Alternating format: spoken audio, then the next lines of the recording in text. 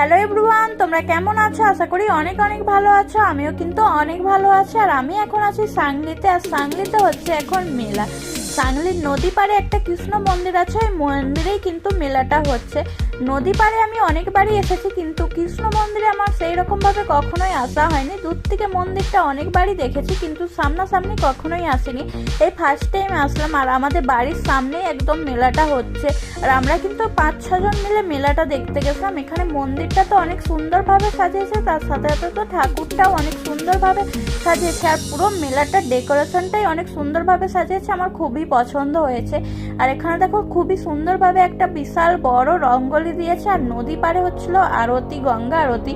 মানে আমরা যেই টাইমে গেছিলাম সেই টাইমে আর কি শুরু হয়েছিল গঙ্গা আরতি। আর গঙ্গা আরতি দেখার জন্য দেখো অনেক ভিড়ও হয়েছিল। আর অনেক দূর থেকে গঙ্গা আরতি দেখতে এসেছিল লোকেরা। আর এই মেলাটা নাকি 2 বছর ধরে হচ্ছে। আগের বছর হয়েছিল আর এই বছর দ্বিতীয়বার হচ্ছে। আর মেলাটায় কিন্তু খুবই ভিড় হয়। আর মেলা দেখে আমরা চলে গেছিলাম একটু নাগরদোলায় চড়তে। ওই নাগরদোলার পাশাপাশি কিন্তু অনেক ঘোড়াও ছিল ওখানে। নাগরদোলায় চেপে আমরা তারপর বাড়ি চলে আসলাম। আর তোমাদের আজকের ভিডিওটা কেমন লাগলো অবশ্যই জানিও। ভালো লাগলে like, share, comment and subscribe করো।